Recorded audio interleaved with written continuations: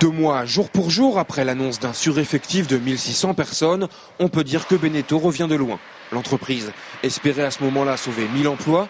Au final, le nombre de licenciements sera divisé par 10. Ce ne sont plus 600 salariés qui sont menacés, mais 60, et il n'y aura aucun licenciement chez les ouvriers. Quand j'ai imaginé ce plan pour éviter 1000 licenciements, déjà ça paraissait très audacieux.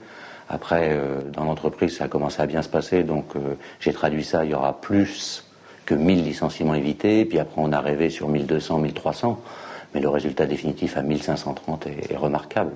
Et pour moi, c'est la victoire de la mobilisation et de la solidarité à l'intérieur du personnel. En cette période de crise où les conflits sociaux font la une de l'actualité, Beneteau pourrait donc apparaître comme un cas d'école. La direction a fait des propositions, lesquelles ont été amendées par les syndicats.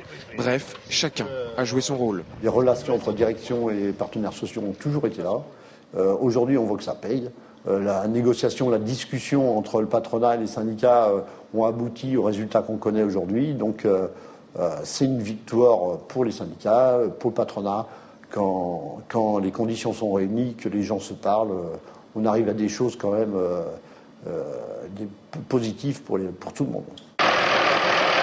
Seul bémol, pour la CFDT, le nombre de départs volontaires qui permet à Beneteau de réduire les licenciements. Il faut dire que ces départs sont massifs avec plus de 600 personnes concernées.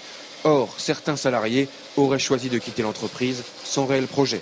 Une inquiétude que la direction veut aujourd'hui prendre en compte. Vu l'ampleur des départs volontaires, il faut que l'entreprise assume sa responsabilité. Donc nous allons travailler dans les jours qui viennent sur une façon d'accompagner ces gens-là, au-delà de ce qu'on avait prévu et de ce sur quoi on s'était engagé, parce que je pense qu'il faut que notre plan soit exemplaire jusqu'au bout. Chez Beneteau, on attend désormais les salons d'automne qui donneront les tendances du marché.